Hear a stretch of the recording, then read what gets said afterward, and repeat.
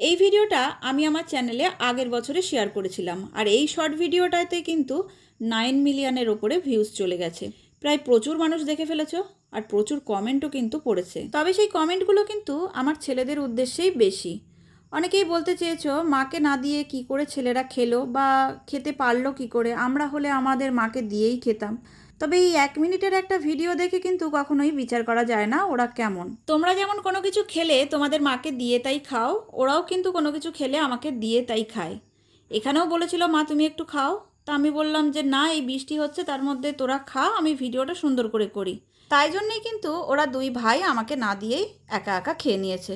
তো কি বলবো বলো, ভুলটা ওদের ছিল না, ভুলটা আমার। যে মুহূর্তে বলেছিল সেই ভিডিও ক্লিপটা আমি এই ভিডিওটা থেকে কেটে দিয়েছি, আর ওই যে আমি বারণ করেছি, তো ভুল আমি করলাম, কথা ওদের শুনতে হলো।